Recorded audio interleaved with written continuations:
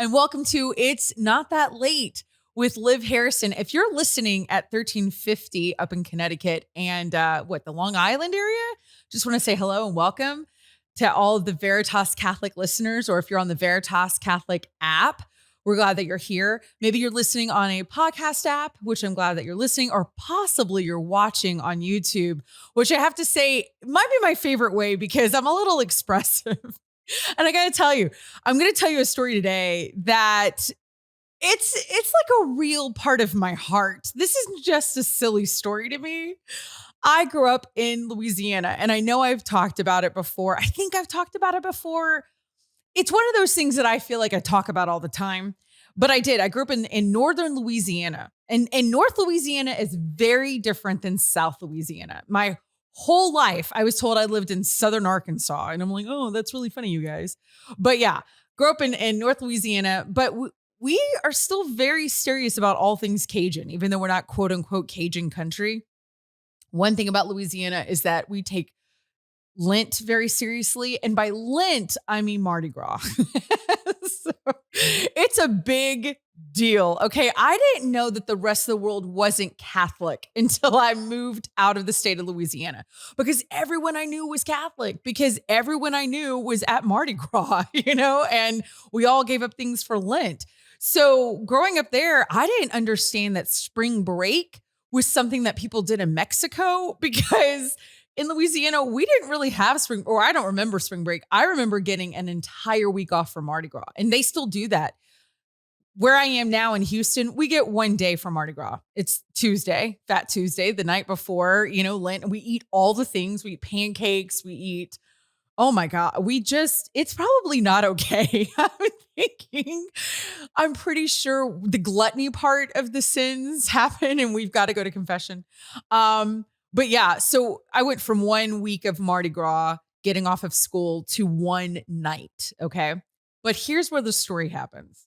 When I was in kindergarten, which I know is really long ago, I got it. And on top of it, I was really young. Okay. When I went to kindergarten, because in Louisiana, they had different laws at the time. I was 4 years old when I went to kinder. So I was actually 17 when I was in college for a long time until I turned 18. But I'm 4 years old. I'm in kindergarten, and we have a Mardi Gras parade at our school. That's how serious Mardi Gras is. Now, I mean, we have floats. Y'all, we had Mardi Gras floats. We had costumes. Like, we were basically like New Orleans. You know what I mean? We weren't. We were super far from New Orleans. And we shut down the school and we did all the things. My mom designed my float and my costume. I remember her staying up all night, because here is where I peaked. I peaked at 4 years old because I was elected Mardi Gras queen of my kindergarten class.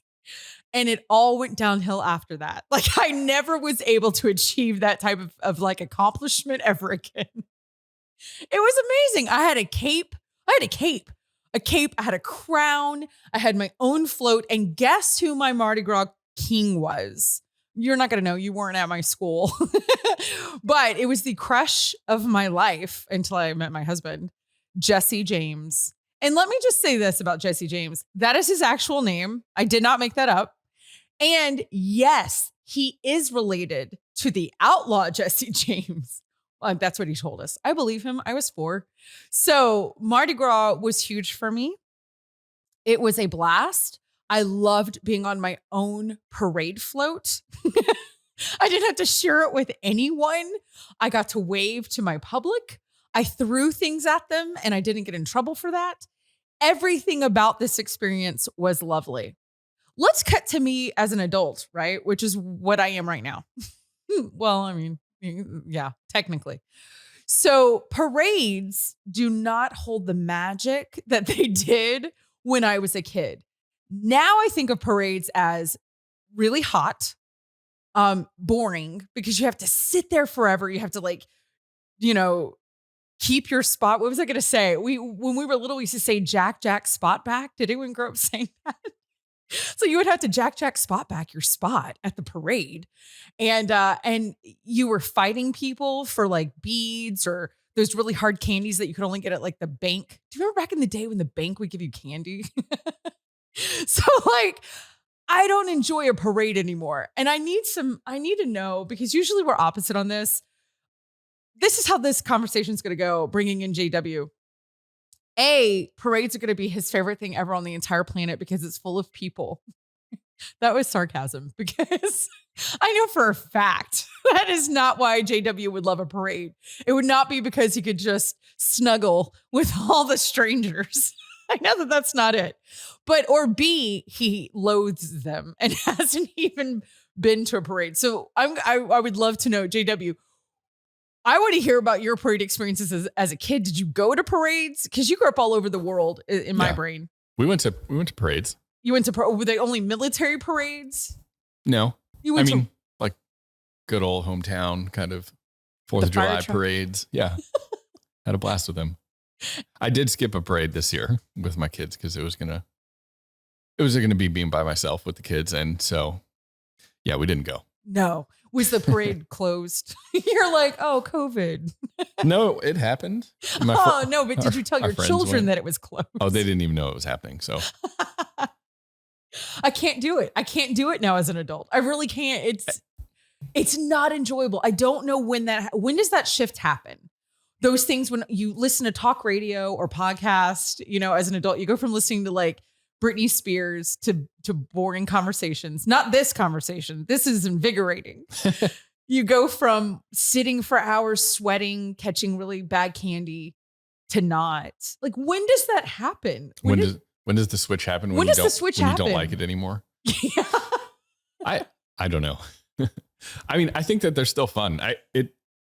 We don't go to too many, right? But I think they're still fun, especially when you have like smaller kids, then it's just a nostalgia bit. They do get excited. Yeah. The kids get excited. And there are differences in parades. There's some hometown parades that are phenomenal. Yeah. And you feel like you're in a Hallmark movie. Like, you're like, are they taping us right now? That's what it's like in my hometown in Natchitoches. Natchitoches does an incredible. Did you hear that word that I just said? Have you ever heard of that town? Natchitoches? I saw your face. I was trying to place it on a map. I was like, I wonder Say if I've Natchitoches. ever seen Natchitoches. Right? Yeah. Is that close enough? Sure. Northern Louisiana. But their parade is, you really feel like you're in a Hallmark film. But that whole Christmas festival that they have is like, it was in a movie, Still Magnolias, which I know you have not seen because Absolutely you're a guy. Not, yeah. Did you say absolutely not? Absolutely not. I mean, it sounds like a cool title, but I'm probably not going to watch a movie. It's funny. It's really funny, but that's my hometown. Okay. But that's a great parade. But then there's some other parades you go to, and I don't know about you, but I'm angry because I'm like, I can't believe I just stood out here and this is what you people made me wait for. Have you ever felt that? I don't know. I mean, I haven't been to a parade for a while. I think the last actual parade when we lived in Charleston, we went to St. Patrick's Day parade, and that was awesome. I could get into a good St. Patrick's Day parade. Where's their green beer? No. They do that here. We always have green beer in Houston and green milk. They'll make all the milk green. I think that's bad. I think that's bad milk. They're not really dyeing it. That's just, they save it all year. Normally when milk's green, it's a sign to stay away. I used to love it as a kid. I could not wait for, like, why didn't I know that I could just buy green, like, food coloring and make my own green milk? But I waited every year for that. Yeah. No. Okay. To each his own. No. That's not why you like the parade. Got it. No. Wasn't for the green beverages. Not for the green milk. No. Okay. I think that, I'm trying to think of like the parades that I've enjoyed. Like, I have this memory, and it's kind of foggy, of when I was a kid. My dad's family was from northern Minnesota when they first came to the United States. So some people were still living there, and we would go back and visit like every once in a while. And there were like very small towns there. And on the 4th of July, there was like a parade. I remember like your classic, like just the small main street, and kids and families like sitting on the curb as like the two fire engines drive through. That was like the best. Those are some of the like greatest. And there's two fire engines and like a lot of plastic. I don't know. It was like a very American small flags. It's like a very small town. And I think I love those. That part of it is great. But also their summer's like way up there. You're not gonna be like dying of sweat like you would. So you wouldn't be angry if you were down here and you sat outside in August. No, that's not happen. when 4th of July is. 4th of July is in July. Wow. If you sat outside here in July and you only saw 2 fire engines, you would be angry. They had better be coming through with like their hoses. Yeah, blazing. exactly. Yeah. It's a slip and slide kind of parade. It's Right. an interactive. Yeah. I used to, we go to Disney a lot because we only have 2 kids and They have a parade every night there, don't they? every night they have like 17 a day, and people will plan their trip around these parades. And I don't get it. And I cry. This is a fact. I literally cry every time I see Mickey Mouse, and I see him all the time. Every time I am Buddy the Elf. I am that excited. I'm like, what? Like I've never seen him before. And I lose my mind, but I don't want to sit and wait for him on a parade. I want to go ride a ride while everybody else is outside with their kids. That's when you go ride rides. Oh, when everyone's waiting for the parade. Oh yeah, totally. But what is the point? I don't understand why you pay the money to go sit there and watch people dance and twirl ribbons. I love you, Disney. I can't believe I just said that. I do. They're going to not let me back in. Oh man. Whoa. Look at you. You're like, wow, I'm going to not stand by her. She's But yeah, I think I got to know this. Have you ever gone to Mardi Gras though in New Orleans? Never been to Mardi Gras. I've been invited. I've just never been able to make it.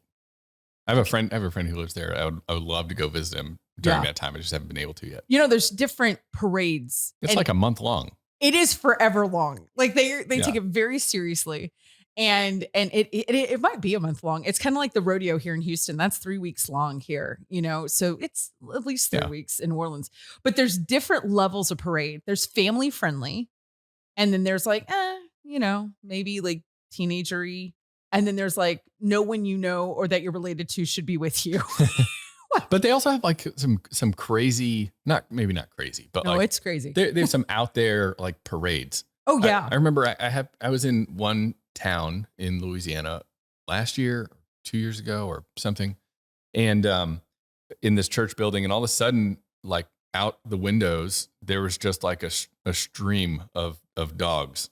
Dogs and people. I mean, and their people were walking them, but like out of nowhere, it was just like it was a dog parade? A horde of dogs and their people walking them like a part of a Mardi Gras parade. That is fascinating. Somebody's going to write in and tell us what that, they're going to be like, my dad was the, marshal of that parade, the grand marshal.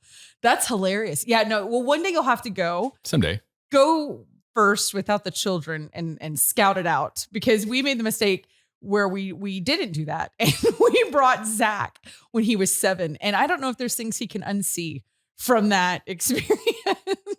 And that was even early in the day, because as the day goes on, people have been enjoying their beverages, whatever they are partaking in for Mardi Gras season. So by the time that the nighttime comes, they have had all the beverages.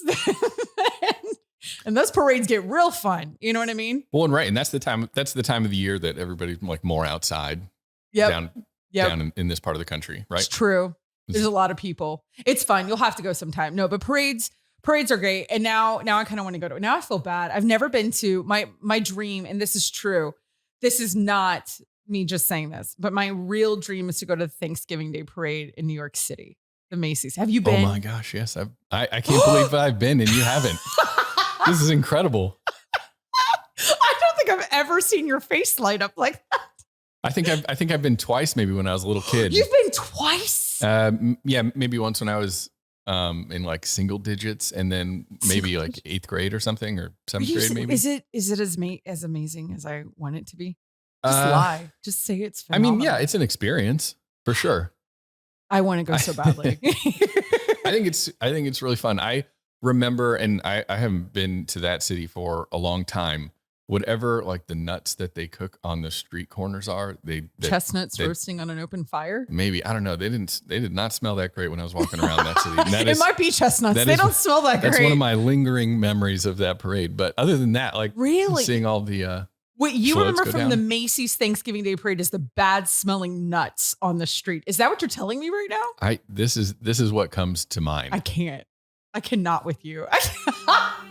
Why are you taking my dreams and just, okay, that's hilarious. Listen, I was in New York one time for the Thanksgiving Day parade and they got a blizzard. So we were not able to go. And I just want to really? make that Too a really bad. sad. I know it's very sad. But here's what's interesting about everybody in the north. You know what they're doing right now? They're moving down here to the south. I don't know if you've heard.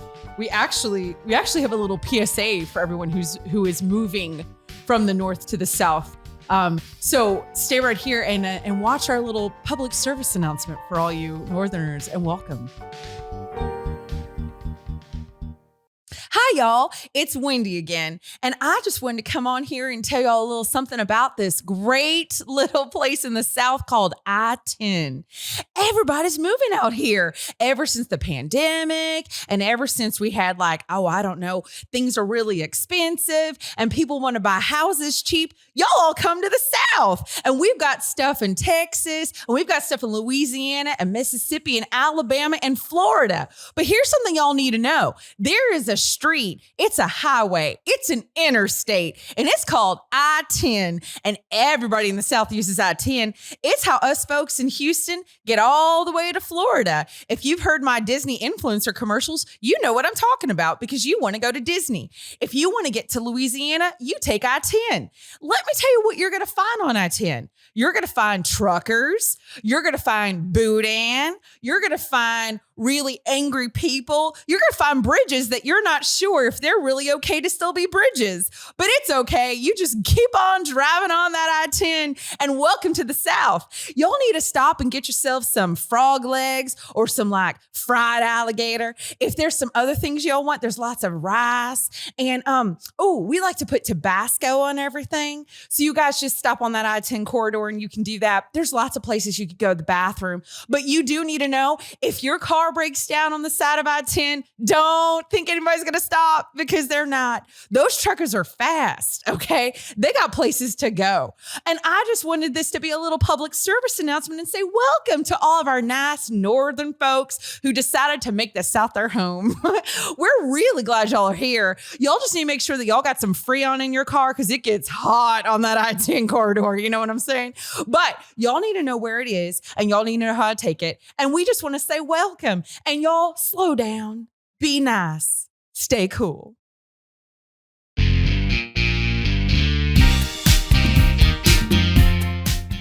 And welcome back to It's Not That Late with Liv Harrison. I am so excited to have my guest today because I have gotten to interview her once already for my podcast, Talk to Me with Liv Harrison. And yes, even though that is asleep right now, it will be resurrected and come back. But I started following this lovely woman because of a family member. We both actually love this family member to death, and he lives in South Louisiana. Everyone I know who follows her and loves her to pieces, that is not why they follow her. They are not into her at all because of the same reasons. They know her because she's a dynamic speaker. She is a phenomenal author. She is, radio, podcasting. You can't name something that this woman does not do. I love her because we are both Cajuns and we're both from Louisiana, and I can say words to her and she knows what they mean. So that's it. I'm done. I don't need any other reason. I am, of course, talking about the Cajun queen herself, Katie McGrady, who is now the new voice on SiriusXM, the Catholic channel. Katie, I wore camo just for you because I felt like that was a Duck Dynasty. Yes. Only in Louisiana do you wear camo as a fashion statement, not for the practicality of going hunting. Exactly. Yes. And I paired it with some bling. I knew you would. Oh, there you go. Perfect. You would appreciate it. So Katie, thank you for being here today because I'm so excited. I love talking to you. Again, like I said, it is not for any of the reasons that other people get excited to talk to you. Who cares that you have a theology degree? No, I care deeply about that. I just want to talk to you about etouffee and all things all Louisiana. about it. I'll give you my mama's recipe. Yeah. No, it's true. I mean, you being from South Louisiana it's funny, isn't it? I know you travel all over the world, even though you've had to pause because, I don't know if you heard about, what happened in 2020, Katie, but we all kind of took a break from traveling. But when you do meet someone from Louisiana, it's different. And I'm a Texan, listen, and we're a proud state. I don't know if you've heard of us, but we like people to know that we exist. But there's something about Louisiana, especially South Louisiana, where you just kind of, I don't know, you can tip your hat at each other. You know what I mean? Like you're just like, Yeah. I've met people traveling before and it's like, oh, where are you from? And as soon as you hear that they're from Louisiana, there's like an instant connection of, the three questions we used to always joke was, where are you from? Who's your mama? And can you make a roux? And like those three questions would immediately make you a friend of whatever random Louisiana person you have bumped into. And it's the who's your mama question, like that immediately, I'm probably related to you, or like I know somebody that's related to you, or you drank your first drink at my grandfather's bar in Southwest Louisiana, which is like still there and is operating as a different bar now, but everybody still knows it as Prejean's. Like that's just the name of it. Yeah. That's the way that it goes. I mean, that's how I know you is because of my cousin. I mean, how Louisiana is that? Yeah, no, it's true. And like Randall's not even like, he's from like a little town further away from where I am, but it doesn't matter because like it's the same diocese, it's the same general people, and he married a good friend of my sister, and like we all now go to the same church parish, and our kids are growing up together, and it's just and everybody's like life in Louisiana. But you're talking to Katie McGrady with SiriusXM, the Catholic channel, and the theologian and the Steubenville speaker, and I'm like, okay, but I'm talking to Randall, Melissa's friend. You know what I mean? Exactly. Like, it's great. Exactly. It doesn't matter to us. No, but I love that because it feels like family. And then when you add the Catholic part on top of it, which let's be honest, can you even throw a rock in South Louisiana and not hit a Catholic? I mean, no. So I was crunching the numbers yesterday because Louisiana just passed a referendum that May the 1st is now St. Joseph the Worker Day. Oh, wow. Like in the state. So like only in Louisiana do you have a Catholic state senator who's like, I want to make a St. Joseph Day, like officially on the calendar. It's going to be a thing. So I did the numbers. We have 7 dioceses in the state of Louisiana. The state of Louisiana has a population of about 4.6 million people. In the Archdiocese of Los Angeles alone, like just the diocese, there's 4.5 million people. So our state is about the size of one archdiocese in California, but we have 7 dioceses to cover just the spread of Catholics because of the concentration of the area. So like in the state of Louisiana, we've got those 7 dioceses. Within like a 3-hour stretch of I-10, you hit like Charles, Lafayette, Houma, Baton Rouge, New Orleans, and you go up central Louisiana, which doesn't count, and you get Alexandria and Shreveport. And like, it's just, you can't walk into Walmart without seeing Father or seeing the choir director or seeing the little old lady who has been praying her rosary at 5 a.m. every day for her entire life in the Adoration Chapel. And that's, sometimes it's hard to live here because of these hurricanes, but at the end of the day, like I can't leave because it is home. It is. It's very comforting and it's very warm. The people are warm. The music. It's a different culture. I mean, there's some places in the United States and it literally has its own culture. And Louisiana is, but they're known for that, and people just think it's New Orleans. And listen, we love New Orleans, but it's not just New Orleans, other places can make beignets, you guys.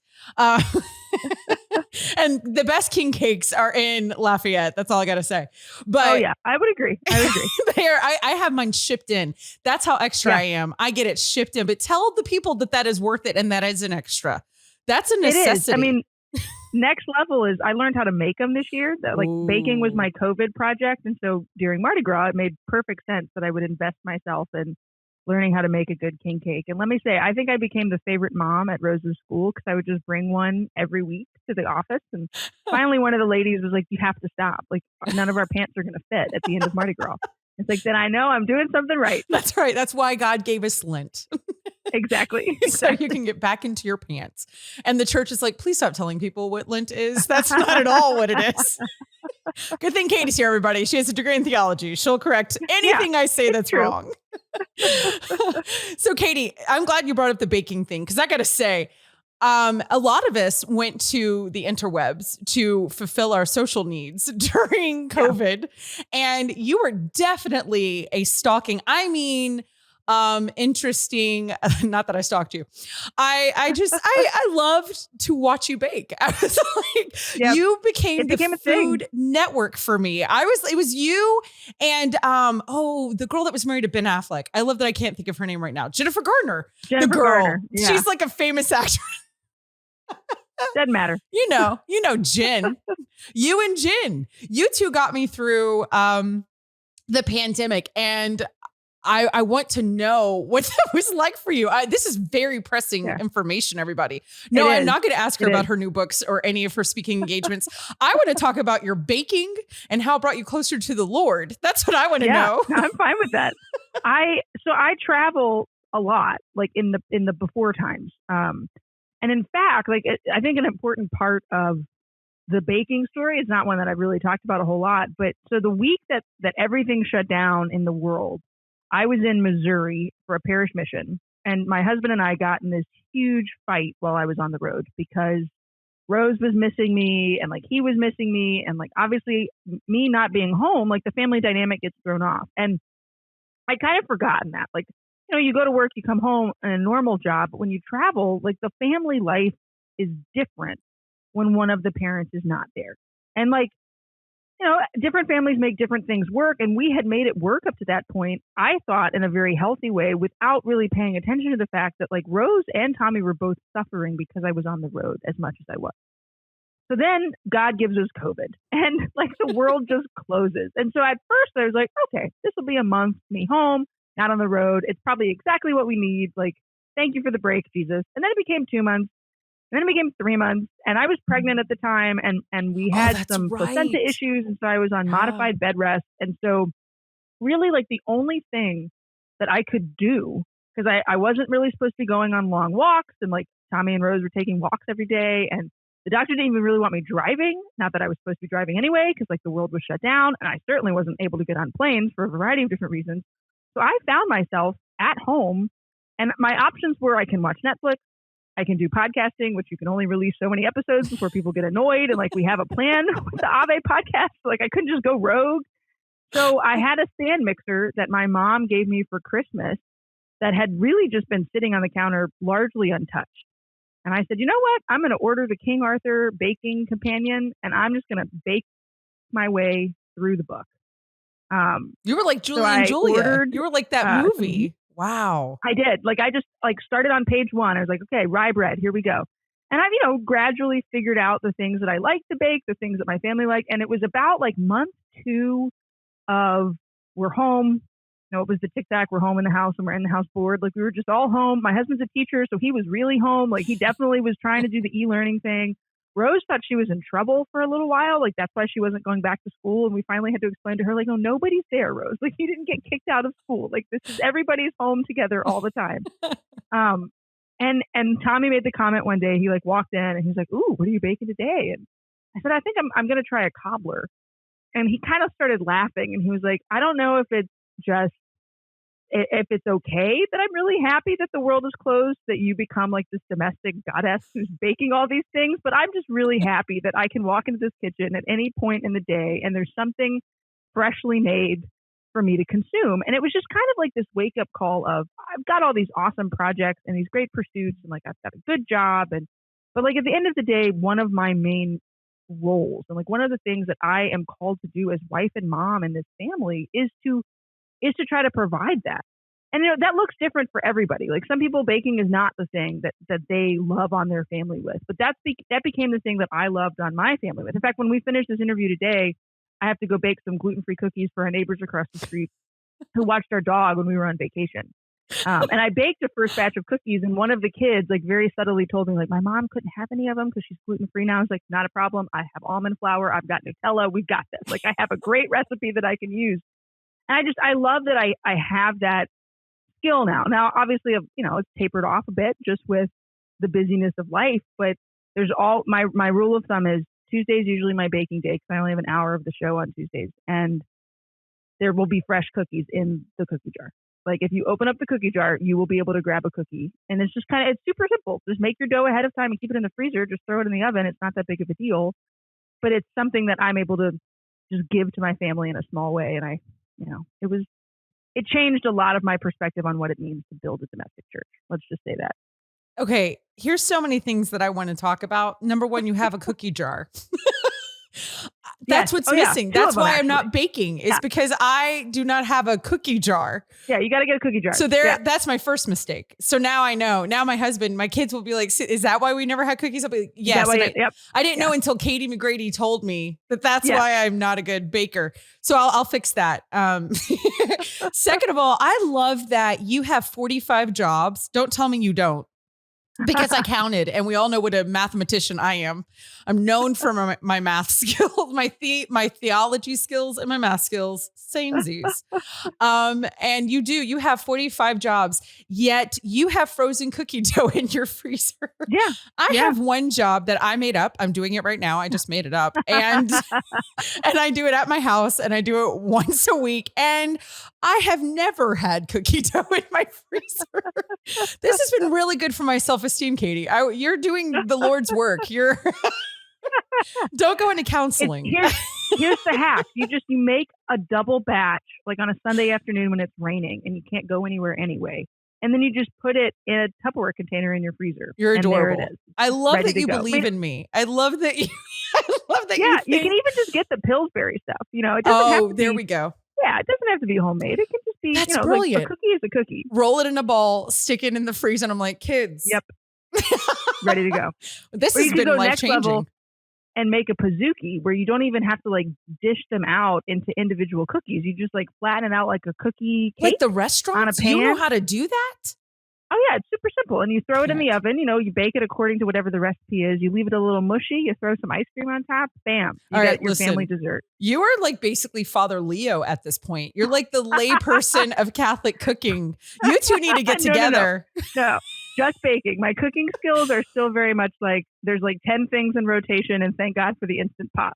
Truly, that's the cooking side of things. It's more the baking side that I can handle. But y'all could do a cruise together. I could just see this now, a Catholic cruise with Father Leo. Oh, yeah. He's cooking, and you got Katie McGrady, and she's baking. And in between, we'll have Scott Hahn give a lecture. Look at that. I just wrote an amazing Matthew Kelly could fly in on a helicopter. There you go. Tim Staples could come on a boat. I don't know anybody else. I'm just saying names at this point.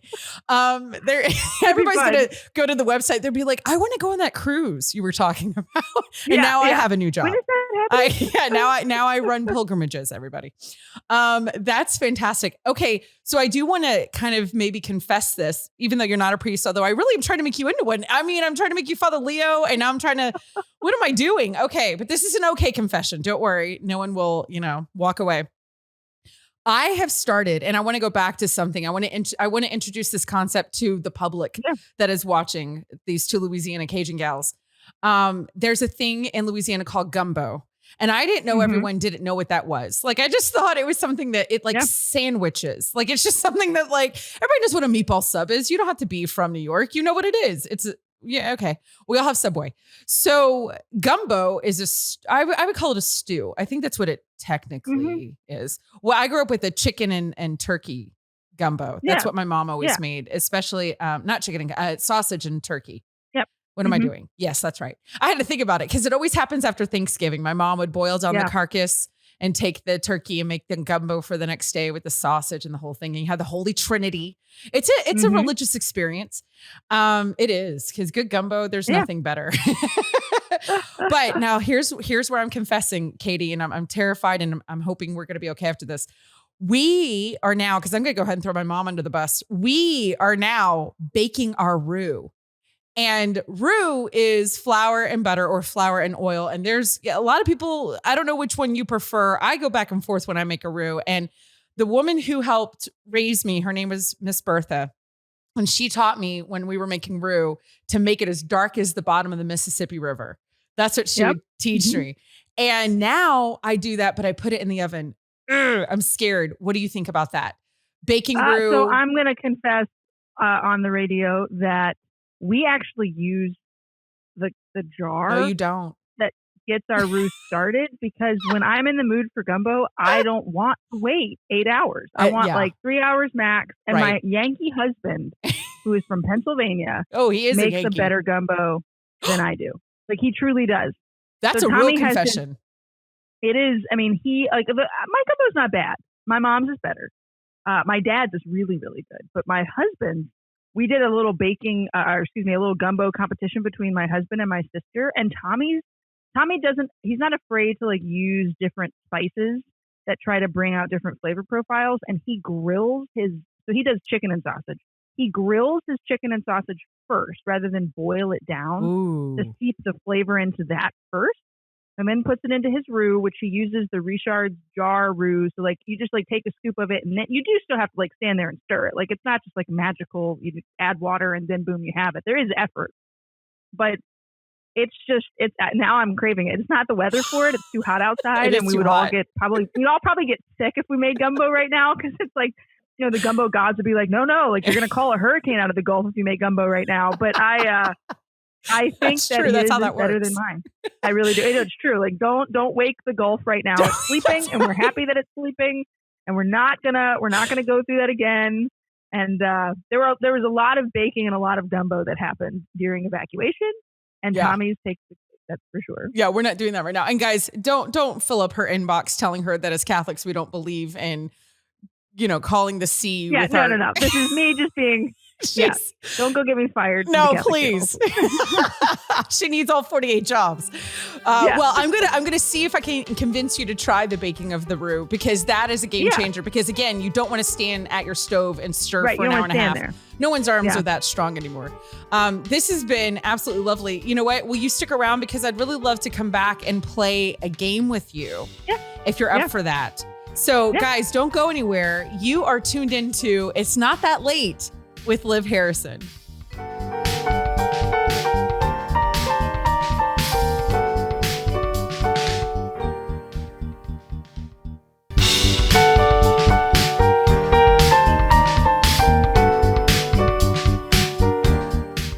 Hi and welcome to Cana's Corner. I'm going to be telling you a few funny stories from Mass, actually. So they're embarrassing stories that I've heard from my family, and a few tips and things that I like about Mass. So the first story is my mom, when she was really little, she had this imaginary dragon, and in the middle of Mass, when they're passing around the baskets to collect money, her imaginary dragon tells her to stand up on the pew and scream, "Hallelujah!" to the whole church. And she did that. And I would have just, I don't know what I would have done as a parent. Here's another one that's just, oh my gosh. My cousin also stood up on a pew and shouted to the whole church, "This Holy Mass is so boring." What is it with kids standing up on a pew? I feel like, I don't know. But here's a few tips, because so many people, you bring toys to Mass for your kids so they stay quiet, but really, toys don't keep your kids quiet. They entertain them, but sometimes the toys can be loud. These are some things that I think you shouldn't bring to Mass. Don't bring Legos, because this woman had a bag of Legos and dumped them out on the seat, and it was so loud because this kid, all you hear is click, click, clack, click, and it's like, wow, I'm trying to pay attention. And also, I think maybe instead of bringing, cars or something like that, bring little stuffed animals or squishies or something quieter. And that can even make your kid quiet, because they can just hug them during Mass. And here are a few things that help me focus in Mass, even with those little kids. I really like reading the readings, because I have a really hard time paying attention in Mass. So I like reading the readings. You can just look it up on your phone and read them, and it's really nice because you can just follow along. And I have a hard time paying attention to what the priest is saying. So what also helps me is actually singing during the Mass, singing to the songs. So that really helps me. And a few things that I really like about Mass is I really like the songs and all the people that you get to meet. It's really nice. And I love just being able to be there and pray and worship God and, just be there. It's really, really nice. So I really like Mass. But yeah. So I really want to hear all of your funny, embarrassing stories from your kids. Or if you're a kid and you have a story, I want to hear that too. You can just email it to us and we'll be happy to read it. And also, kids, if you have anything that you think your parents should have done in Mass that maybe they didn't, and you just think, wow, maybe they should have done this in Mass, or brought me this toy, or done this, or help me focus, then I really want to hear that. So this has been Kana's Corner, and I will see you guys next time. Bye.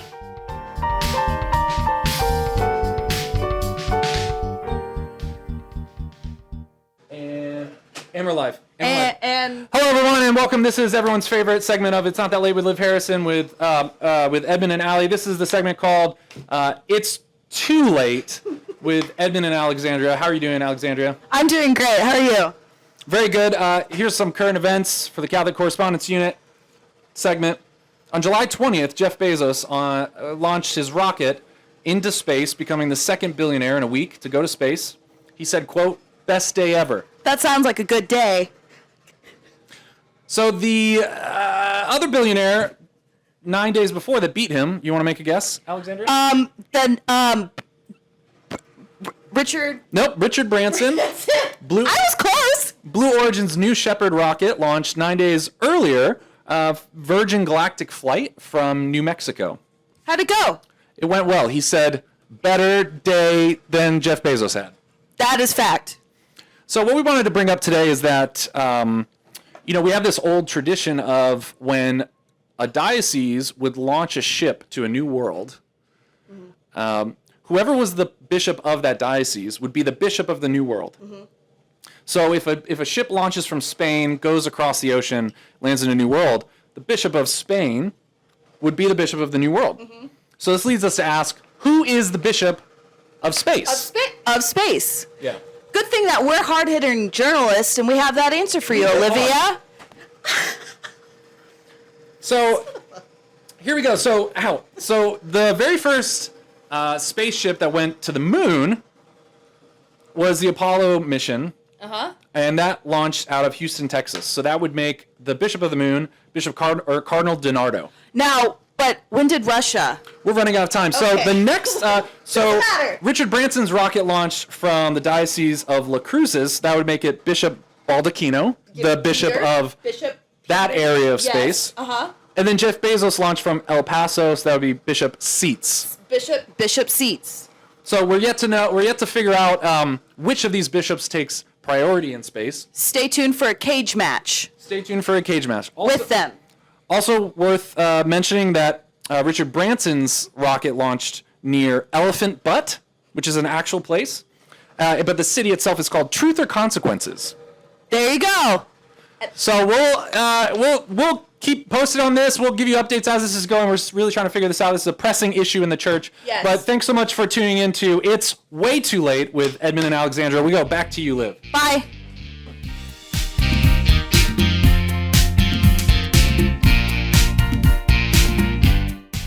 Welcome back to It's Not That Late with Liv Harrison, and I am still with the lovely Katie McGrady. Everyone just took that break to go get a snack because we only spoke about food.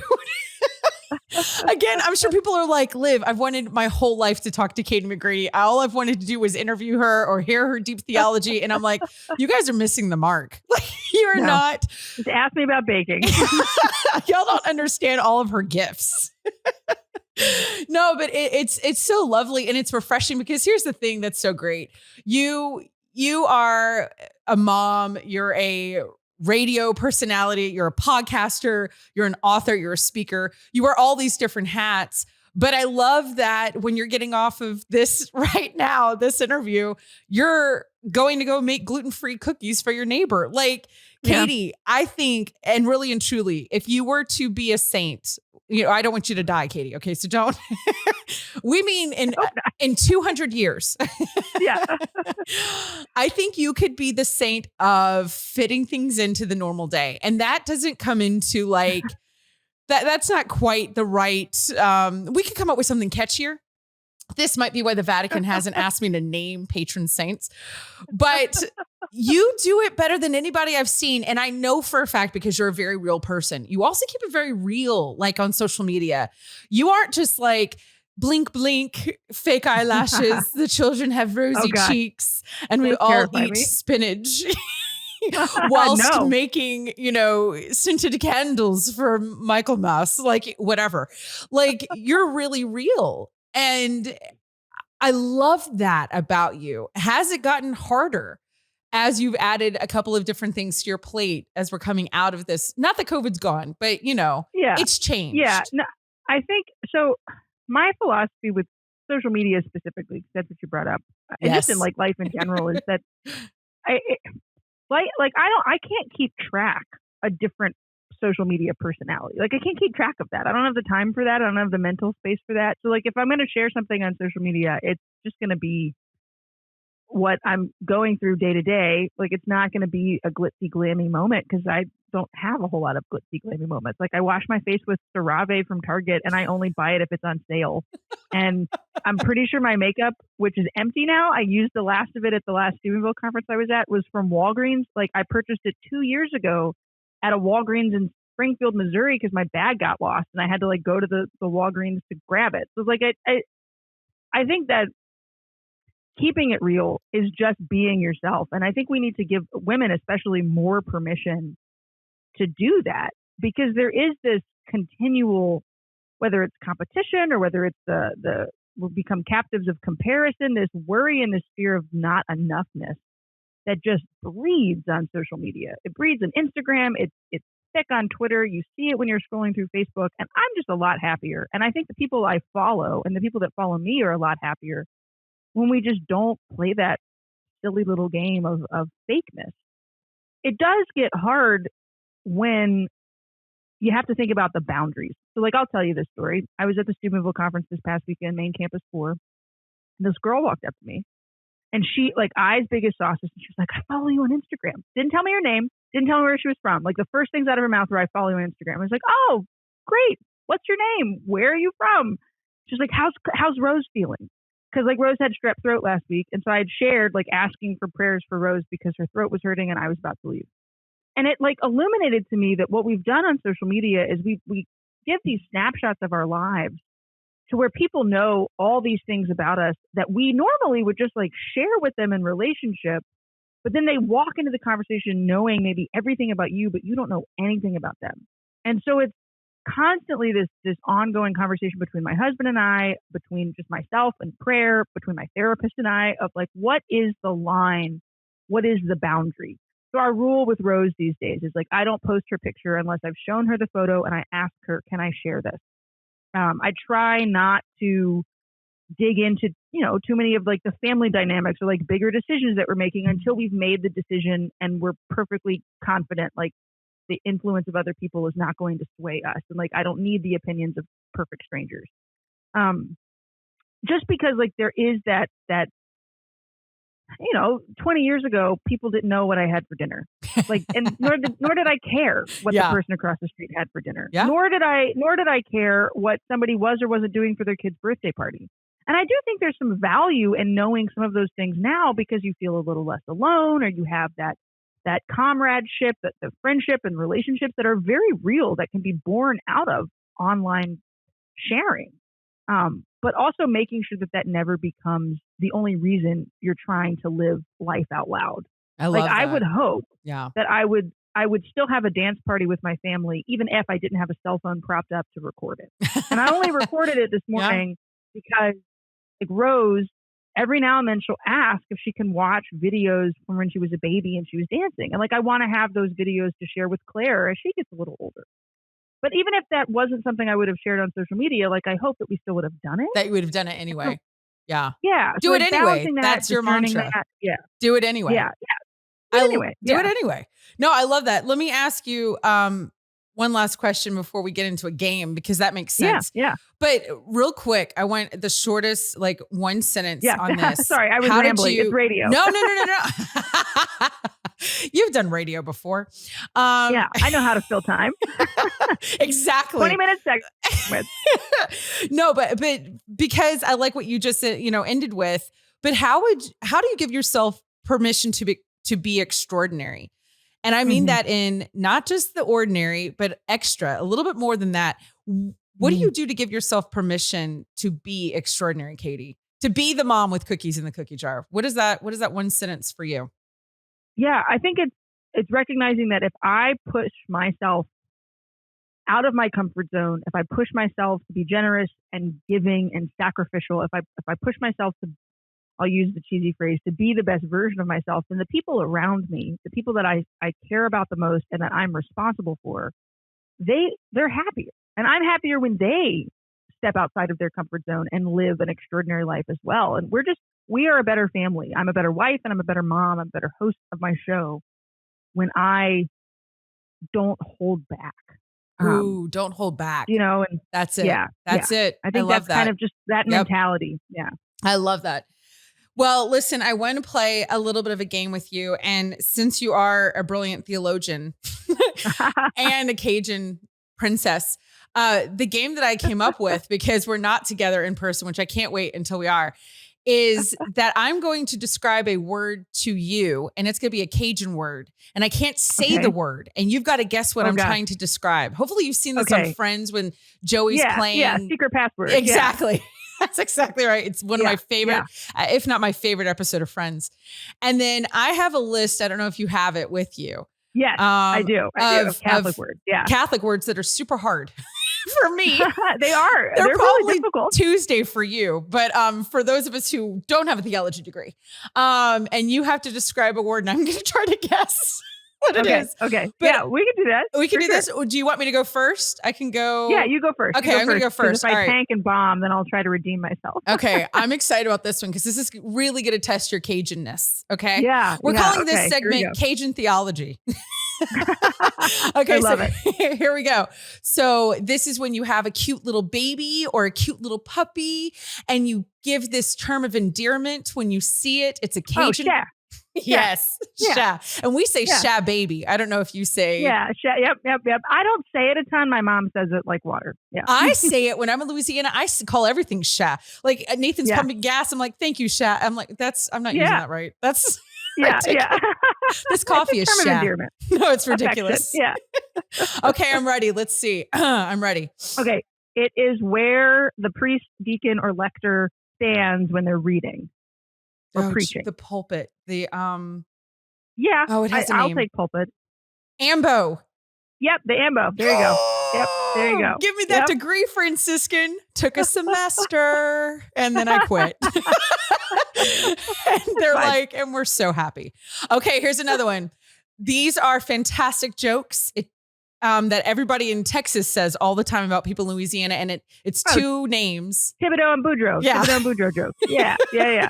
You When gotta say jokes, I'm like, I know what you're talking about.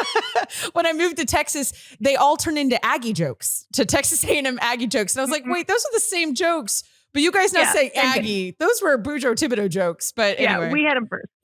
That's right. Okay, I'm ready for my theology question. Okay, this is the stick that the bishop carries, like his staff. I was going to go with staff. It's got a fancy name. So that's it looks not like it. A shepherd's crook.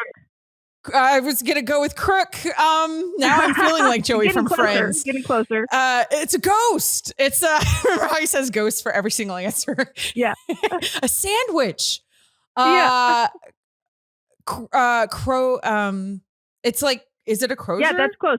What is that? The crozier. Yep. Is it? Yep, it's the crozier. Yep. You guys. Basically going to get a diploma at this point. Okay, I've got I want to do a really good one. Oh, it's a town in North Louisiana. I was born there, and the movie Still Magnolias was filmed there. Natchitoches, or Natchioches, as my husband says. And it's like, no, babe, shut up. Like, don't say that. You're not allowed to speak it. Don't say it.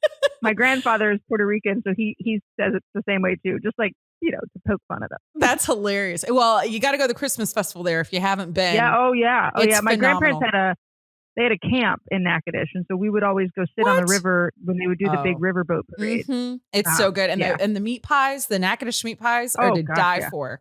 My mom is teaching me how to make them in a couple of weeks. Actually, you could come. We can wait till September when you're in town. We'll have a baking party. Yes, there we go. Okay, Perfect. I'm ready for my last one. I think this will be my last one from you. Okay. I might give you one more Cajun one. We'll see. It is where the Pope vacations in the summertime. Well, the old Popes. Francis doesn't go there anymore. Now it's a museum. I was going to say the inner city. Where does Pope Francis go? It's in the hills of Albania. The University of Dallas's campus is like right down the hill from it, actually. You went to UD. The foothills. I did go to UD. Did you go there? Did you go to that campus? Many times. The first time I ever saw Pope Benedict was at this place. You were which there. Is next. It's by Due Santi, which is the UD Rome campus. I'm not going to know this. this. It's kind of like I'm not going to give it away in that. So who is the wizard in Lord of the Rings? Gandalf. Okay, so add say it like Italian. Gandolfo. Italianly. Gandolfo? There you go. Okay, and then so then it's not a castle, but it's like a castle, but they put the Castel Gandolfo. There you go. Yeah. That was amazing. I love that you brought Tolkien into this. There we go. We can figure it out. Oh my gosh, Katie, this is so great. Listen, where can everybody follow you and find you who isn't? I mean, obviously I've said SiriusXM on the Catholic channel. You're there every day. On Tuesdays, only 1 hour. That's channel 129. Tuesdays is just 1 hour, but yeah, it's 1 to 3, Monday through Friday, hanging out there, channel 129. And then I'm on Instagram and Facebook and Twitter, just Katie P. McGrady. Katie P. Sign up for my McGrady. newsletter at my website, katieprejohnmcgrady.com. I love you. You're fantastic. Everybody, listen, don't forget to give yourself permission to be extraordinary. Katie, this has been so wonderful. It's been great. Thanks for having me, Liz. Seriously, you guys, thank you. And we'll have you back. Thank you all for tuning in tonight to It's Not That Late with Liv Harrison. We'll see you soon.